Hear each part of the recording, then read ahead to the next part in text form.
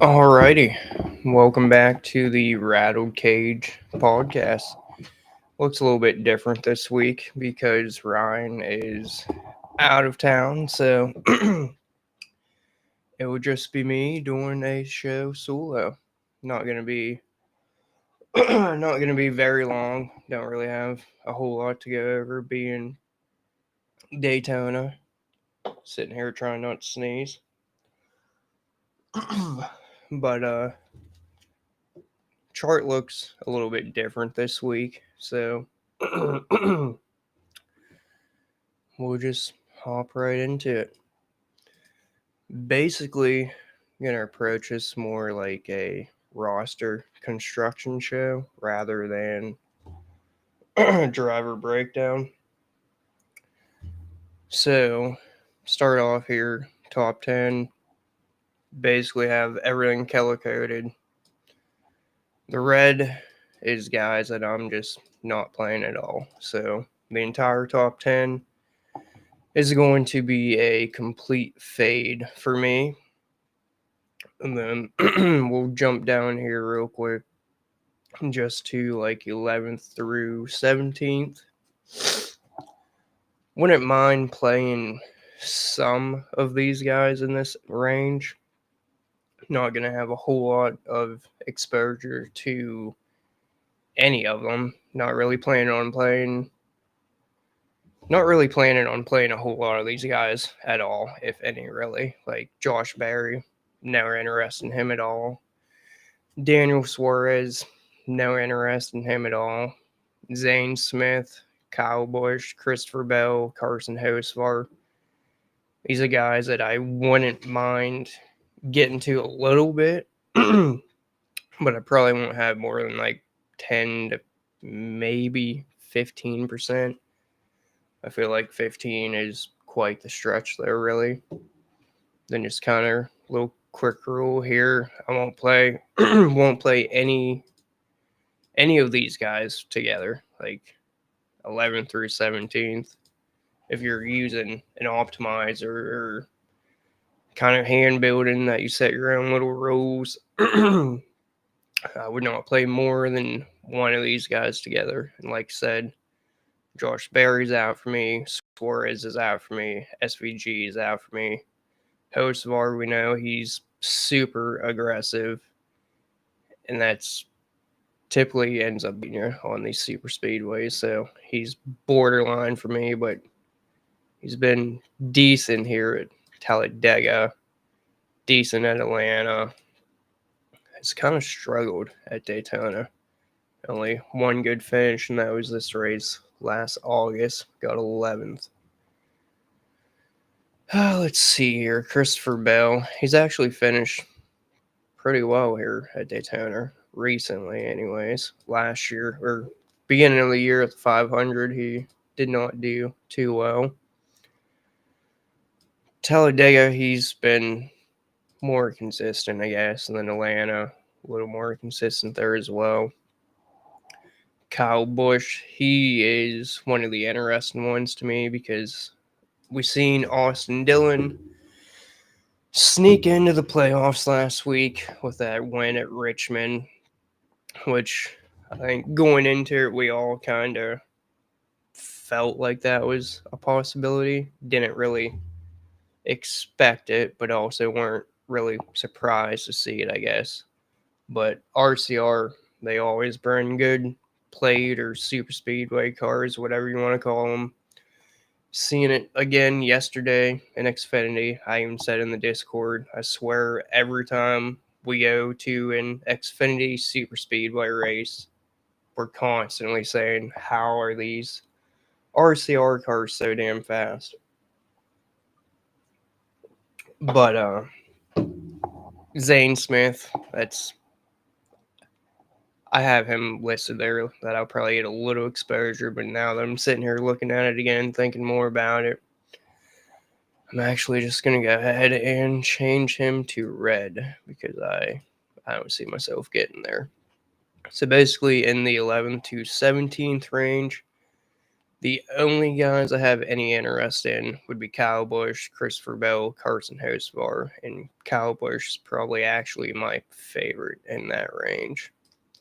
But for the most part, I'm going to be a full fade on these guys as well.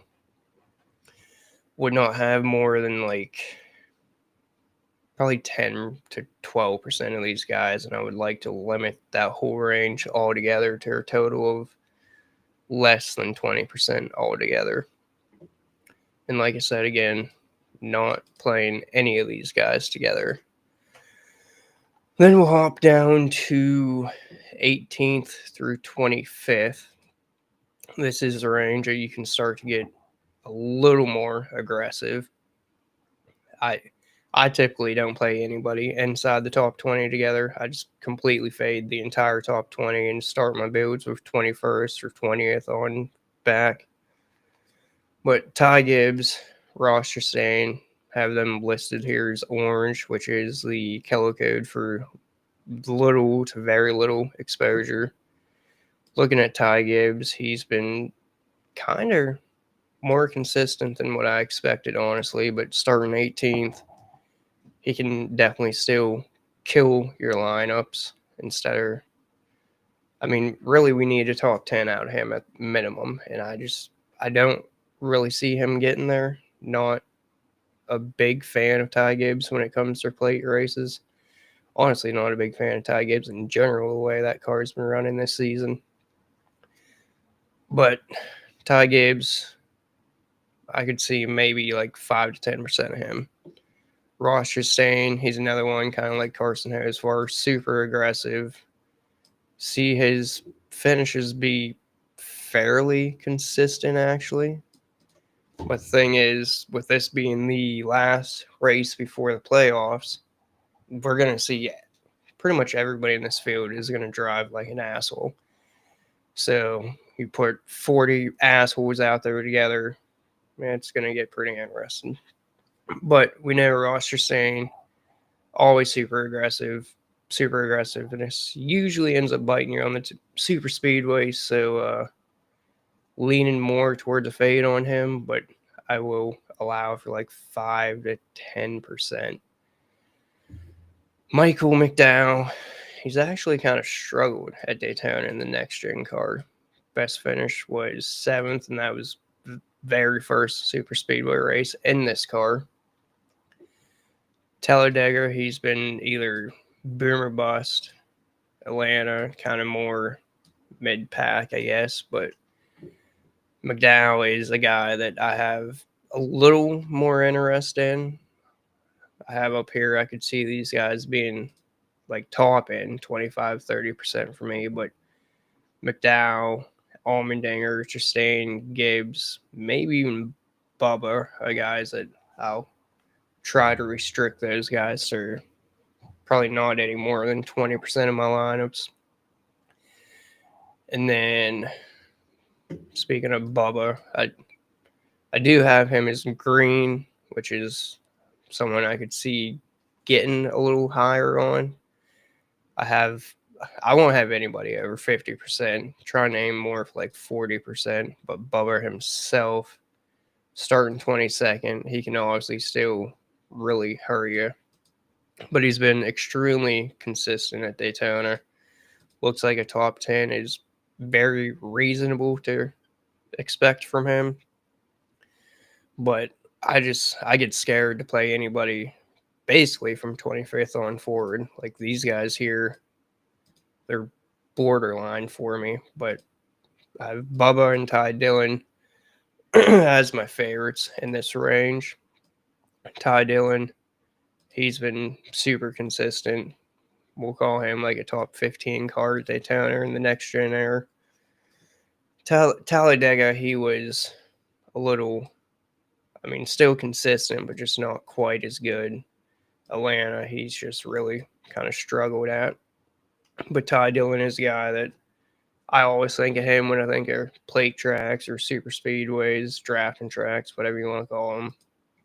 He just seems to always ride around and then take off when he needs to. So Ty Dillon, Bubba Wallace are by far my favorite in this range. You could probably lump Chris Buescher into the same category as him. And I think I like him slightly more just because of RFK being known as a plate track team or whatever you'd like to call them again.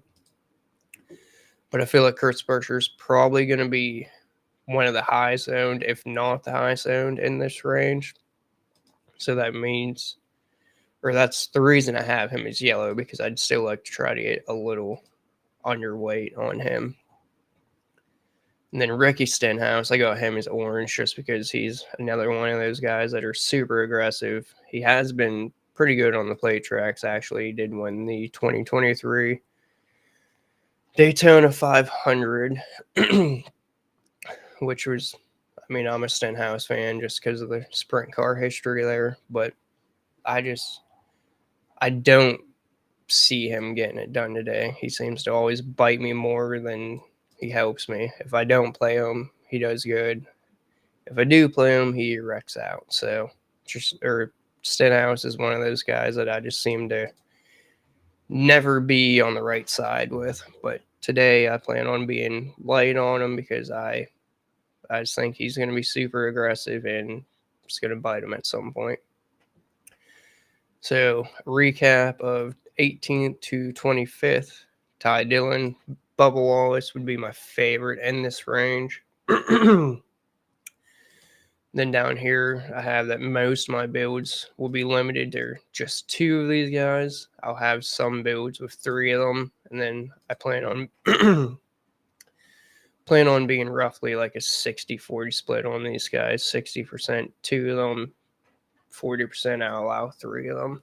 I will have some lineups that don't have any of them, but for the most part, you're probably going to have to get 1 or 2 of these guys in this range here.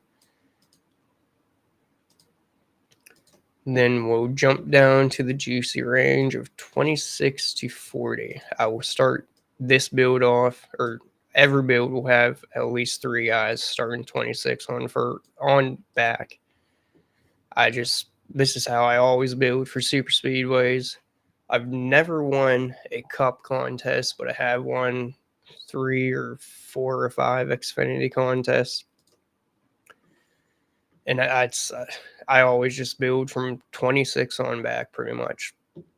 But Eric Jones, I feel like he's probably going to be one of the lower owned in this range, actually. Track history, super speedway history in general is good.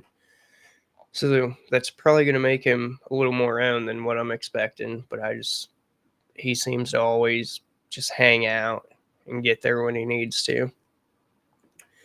Tyler Reddick is a guy that kind of actually has a chance of getting bumped out of the playoffs. That's why I have him as yellow, because I'm not really sure what I expect out of him. I think the smart move from them guys would be to just ride in the back the entire race, wait till the last 10, 15 laps. And if you need to at that point, get going forward, because him and Alex Bowman are, in a sense, going head-to-head today for that last playoff spot.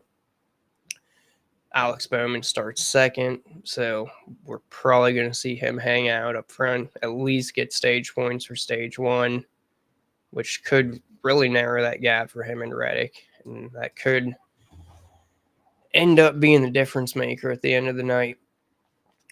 But I do think, I mean, if you look at track history here, Tyler Reddick has actually struggled quite a bit in next-gen car at Daytona.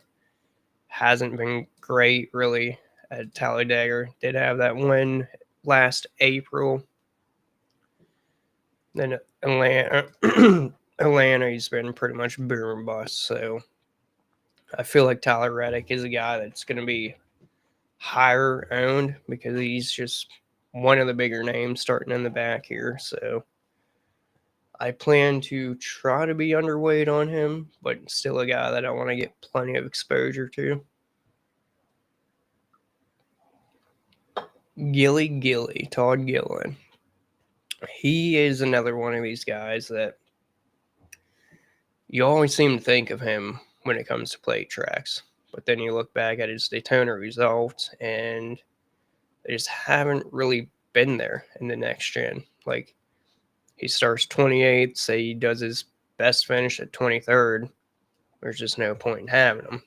You look at Talladega, he's been a little better at Talladega, but obviously that's a wider track, so it's quite a bit different than Daytona, actually. Atlanta, he's just kind of more boom or bust there. 15th, 4 of these or so. And then 26 on back for the other other 4. But I have him as yellow. I kind of think I'm probably going to lean pretty light on Todd Gilliland. I feel like he seems to run more towards front early on in the race than what he should. So, Cool Custer next up here. He's actually been real consistent as far as getting top 20s in the next year in Eric Daytona. Kind of somewhat consistent here, I guess. I don't know how much I want to take these two into account since that was a couple years ago, first year for the next gen car. Then you look at his Atlanta results, they've been hit or miss. He's either top 10, top 20, or just completely fucked. So, Cool Custer is a guy that I actually feel like comes in fairly low owned today. So, he's probably going to be on the higher end of that yellow range for me, somewhere between 20, 25. I don't think I'll get to quite 30% on him. And then you got Chase Elliott, who is probably going to be one of the highest owned on the slate, if not the highest owned on the slate, starting 30th. Has been kind of boomer bust here. Basically looks like a top 15 or a wreck out for him. Then you look at Talladega. He's been a lot more consistent at Talladega. Worst finish is 29th, but once again, that track's a lot wider, races quite a bit differently. Then he's been really good at Atlanta. 2 wins, basically top 15 in all of them except for February this year. Elliott he's kind of a tough one for me, and that's strictly because I think he's going to be extremely high owned. If I thought he was going to be lower owned, which he won't be, I would feel more inclined to go heavy on him. But since I expect him to probably be the highest owned on the slate, I want to try to get under that because Daytona is all about variance. Like, you could sit here and have 5 guys that are top 10 every race or something, and it's not going to matter. Like, this history here is just good to look at to kind of help you decide where you want to go. But as far as really picking out based on track history, like, you can sit here and see that that's really a prime example, 50-50 pretty much, that he's either going to get there or going to kill you. So I just want to be light on him for the simple fact that I think he's going to be extremely high owned. Ryan Preece starting 31st. He's probably going to be another one of the higher owned guys on the slate. Track history is great, really, at any plate track outside of Atlanta. Been like a top 20 car in Atlanta, but Daytona and Talladega he has struggled on. That is an RFK car, so we're going to see Buescher, we're going to see Preece, we're going to see Brad Keselowski, probably at some point all 3 be together, and it wouldn't shock me if one of these guys do actually end up winning the race because they need a win to get into the playoffs, basically. And then we'll come down to Noah Gragson. He's another one of these guys that they're just super aggressive, and I've said it time and time again already in the past 10 minutes that being aggressive typically ends up biting you and the rest of the field on these super speedways. You look at his Atlanta results, he's been terrible there. Talladega, he's got 2 good finishes, pretty much terrible the rest of them. Then Daytona, again, 2 good finishes and pretty much terrible the rest of them. So I feel like people are going to look at all of his plate track history and just kind of write him off. So for me, starting 32nd, probably slightly lesser owned than the other guys above him there. I would, if I had to pick between Elliott, Priest, Gregson, I would probably side with Gregson just because I think he's going to be the lowest owned of the three. Riley Herbst starting 33rd. Hasn't been terrible at Daytona, actually. A 10th, 38th, 24th, 17th. So I guess we'll just look at Talladega real quick. Basically, top 25, and then top 20 in one Atlanta race. Terrible in the other one. But Riley Herbst is a guy that I feel like we're just going to see him ride around. He is a teammate to Bubba Wallace and Tyler Reddick, which I think Bubba Wallace, we're probably going to see him run up front for most of the race. But Tyler Reddick, I feel like, could run more towards the back. So maybe we see him and Riley Herbst run together and just kind of hang out back. So Riley Herbst is a guy that I'll probably be a little more in that higher yellow range, like 25-ish% on him, maybe closer to 30. Then we come down to John Hunter Nemechek, starting 34th. Has been really consistent, top 15 in every Daytona race he's ran in the next gen era. Talladega has been the exact opposite for him, and then Atlanta, he's been kind of hit or miss. But John Hunter is a guy that we don't typically see him get too aggressive. So I feel like he's going to ride around for most of this race. And then towards the end of it, see him really start pushing and get after it. But starting 34th, he can't hurt you. So he'll be on that higher yellow range for me, 25-30% for him. Could actually see getting slightly over 30%, but try to keep everyone no more than like 30 to 35. Cody Ware, it's crazy to me how he always just hangs out, waits for everybody to wreck, and then ends up top 20 for the most part. Talladega doesn't have really that good of finishes there because, like I said, Talladega a lot wider. Race is a little bit different. They do wreck at Talladega, obviously, but it doesn't always collect as many as Atlanta or Daytona does. So, Cody Ware, I have him green, one of my favorites in this range. I think he's going to be one of the lowest, if not the lowest owned. And, well, in this range, anyways. So, basically, what I'm getting at here is I'm just looking for the low owned guys that are just going to hang out and be there at the end. Austin Hill, he's very limited experience in the next gen car. A 23rd, 26th at Daytona, 31st at Talladega, and a 32nd at Atlanta. I feel like these two here are probably more likely than this here. Starting 36, being Austin Hill, he's probably going to be one of the highest owned back here in this range. He is like the most dominant driver in the Xfinity series at the plate tracks. We've seen him up front yesterday. Leland Honeyman kind of screwed him on that last restart there, shuffled him back, and then Austin Hill did what Austin Hill does, got over aggressive, got into a affiliate teammate, and then just wrecked half the field. I think that is probably the most likely outcome for Austin Hill. He just drives like a douchebag, and there's not really anything else to be said about him. Austin Hill is a douchebag, that's my opinion, so I'm going to be very light on Austin Hill this week.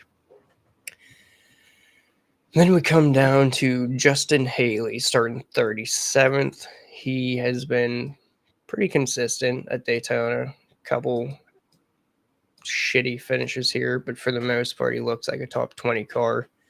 Talladega, he's actually been even better, more consistent, couple top 10s, top 20 and 3. And then obviously an outlier finish there in April of 2024 and then April this year as well. Then Atlanta, really been basically no worse than 24th, I guess. A couple top 10s, top 15s, half of them. Justin Haley is a guy that I unfortunately think is going to be fairly high owned, but I think he is a guy that you just kind of roll with it, try to be about with the field.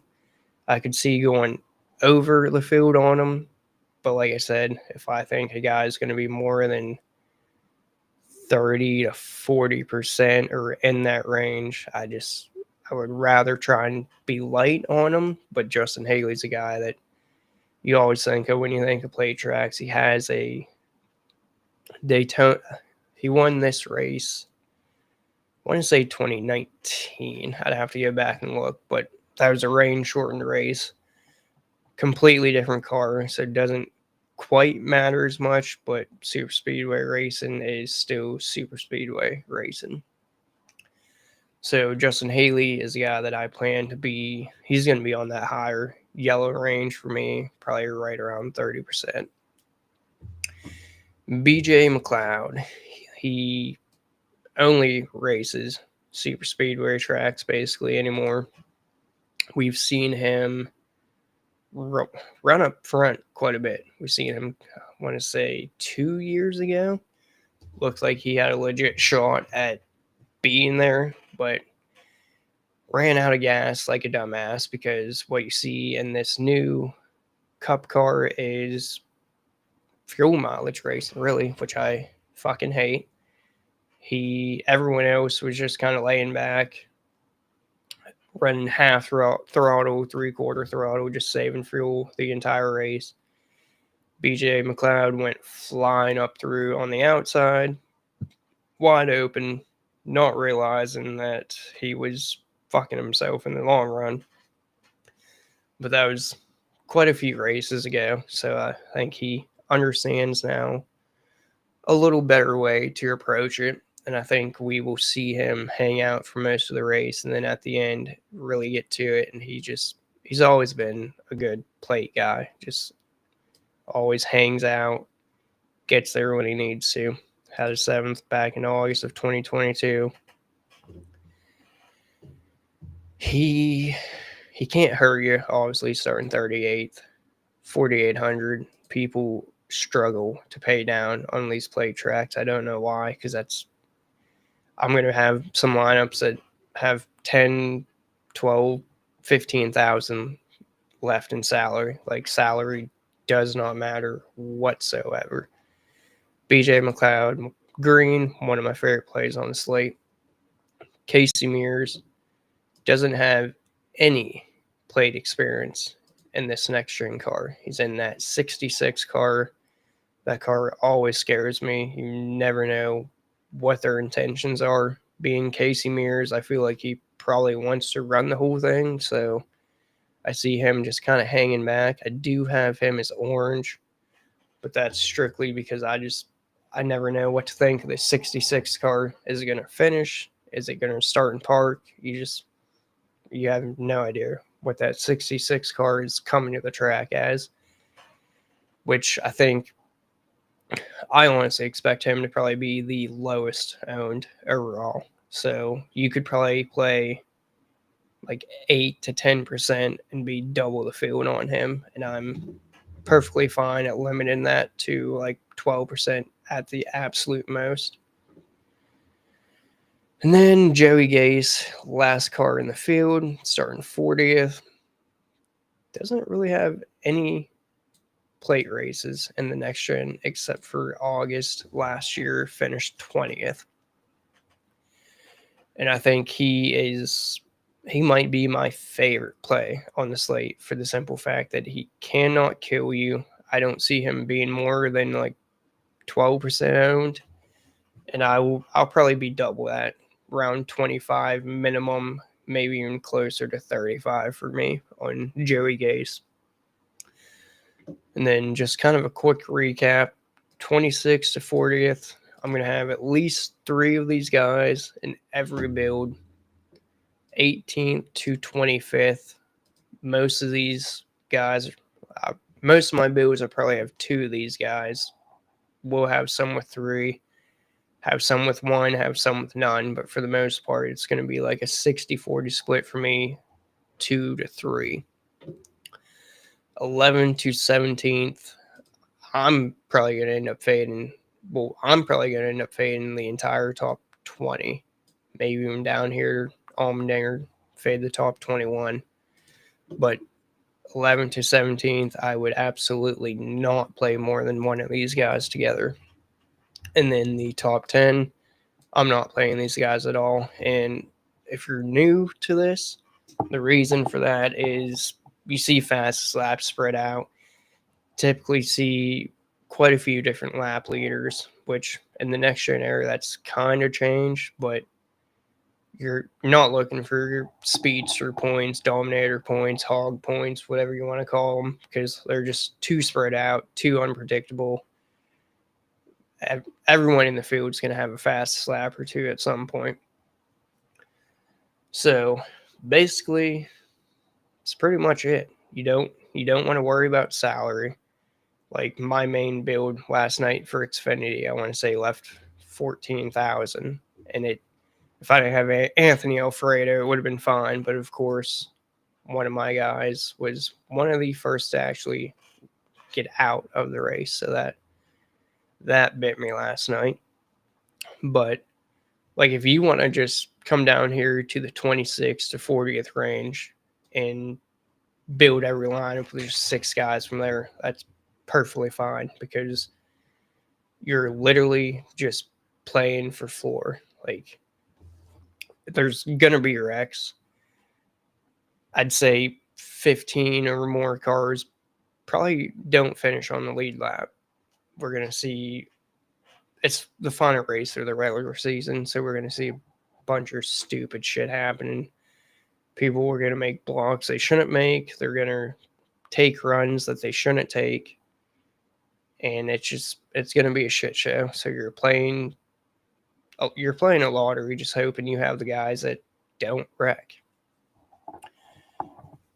So, I mean, basically that's all we got. It's Daytona. There's nothing really to dive too deep into. Obviously, we don't have practice. If we did, it wouldn't matter.